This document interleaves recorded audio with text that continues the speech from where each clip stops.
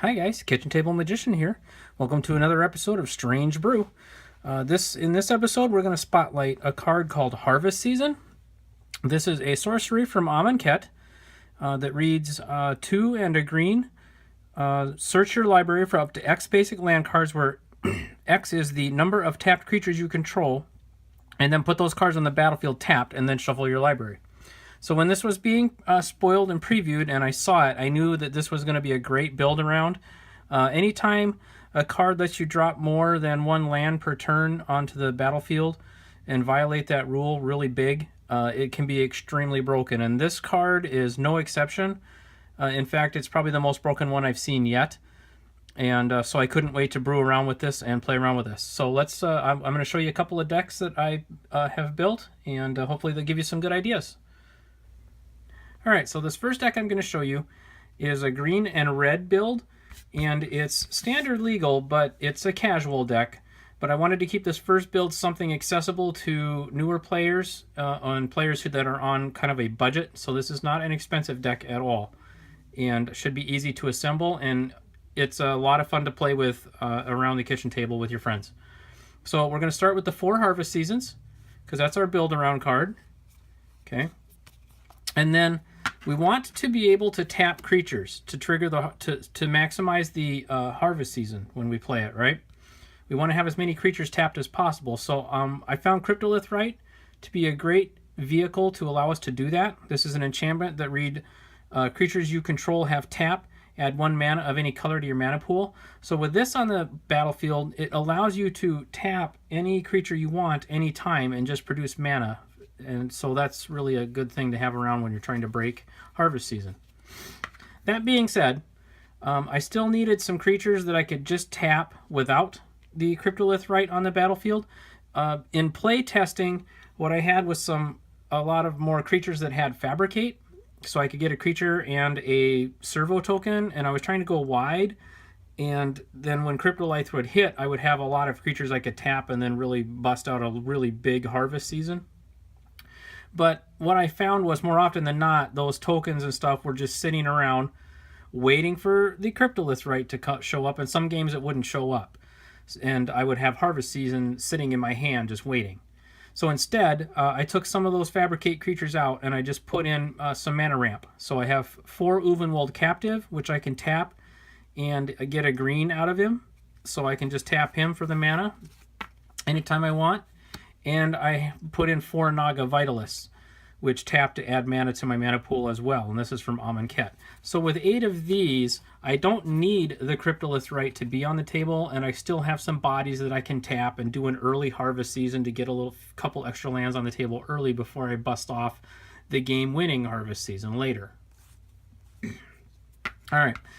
Also, I did keep Highspire Artisan, and it does have Fabricate. I kept it because it has Reach, and the Fabricate one does give me a couple of extra servos, so I do have a few extra bodies, so I can go a little bit wide, so that's nice. And then when the Cryptolith Rite hits, I've got a few extra bodies I can tap. So, in doing all that, we're going to be tapping creatures, adding mana to our mana pool. I thought it'd be nice to have a mana dump, right? Something to do with some of that mana instead of just tapping to just tap, right? So I own 2 copies of Oviya Pashiri, the Sage Lifecrafter. And this is a nice little 1-drop for 1/2. And for 3 mana, you can create a 1/1 servo token, or for 5 mana, you can create a construct, which is a colorless token artifact with power and toughness equal to the number of creatures you control. So this is a nice place to dump some of that. Another nice place to dump some of that comes back to the Ulvenwald Captive. You can dump 7 and then transform the Captive into Ulvenwald Abomination. So that's a nice mana dump as well. So it's just something to do with some of that mana. It's not really the focus of the deck, but it's nice to have something to do with all that, right? Also, if you don't own copies of Oviya, a fine substitute is Whirlermaker from Kaladesh. Then it's a 3-drop artifact that reads 4 tap, create a colorless Thopter creature token. So this is a nice mana dump as well if you don't have Oviya available to you.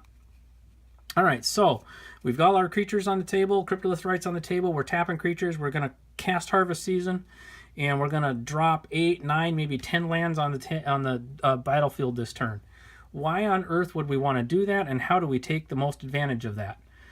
Well, the answer to that is in landfall and landfall triggers. So I only went back as far as Battle for Zendikar for this deck, and what I found to be the best were Tunneling Geopoedes, which read landfall. This is a cheap creature for 3, nice little body. Pardon me.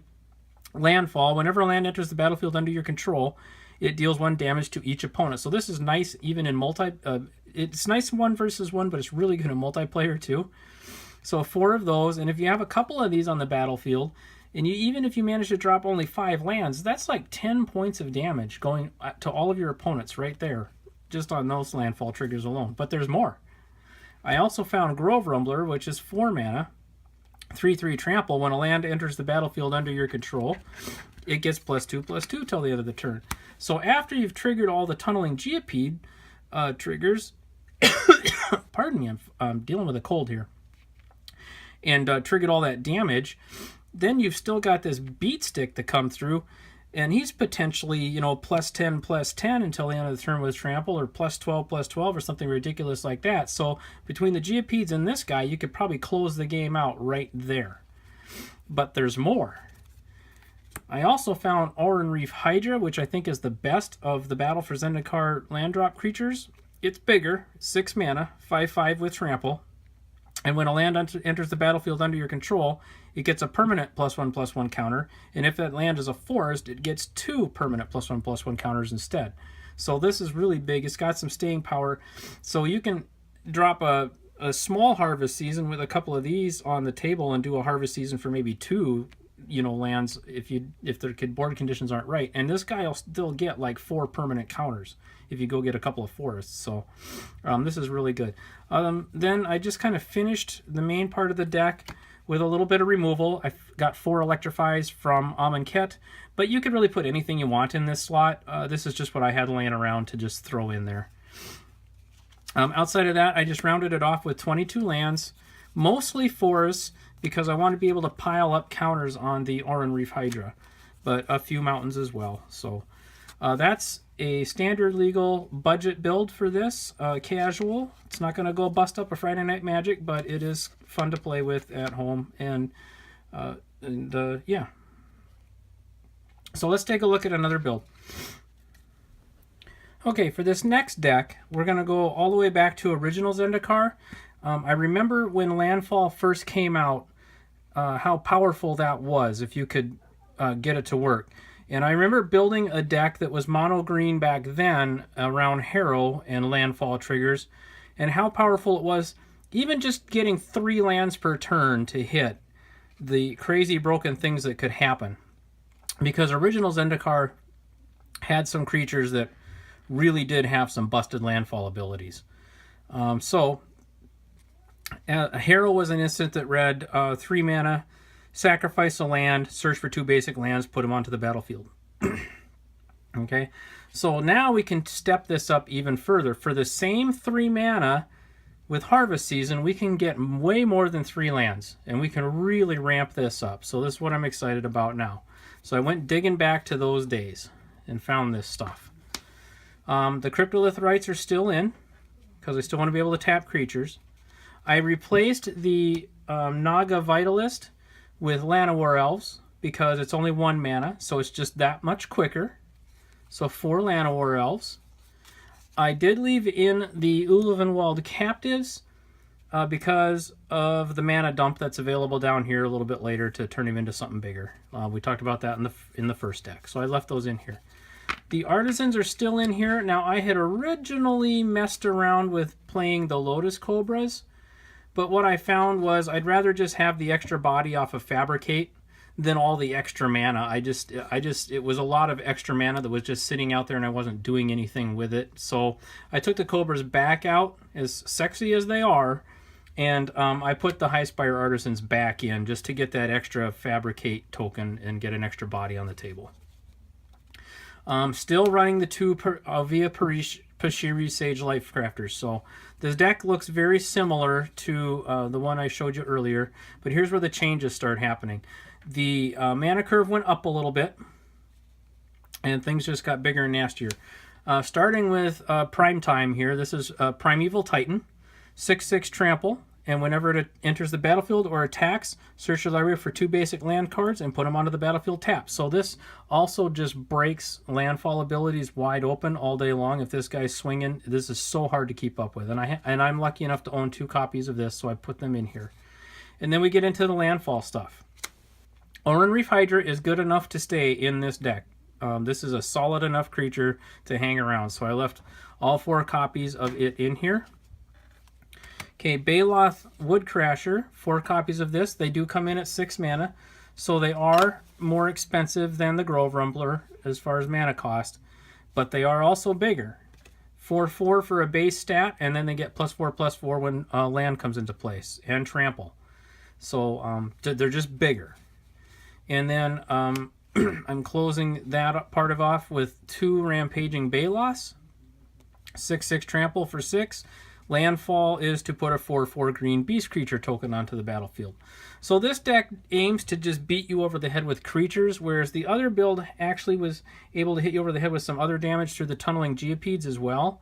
This one's just going to rely on crashing through with all your creatures to get the job done.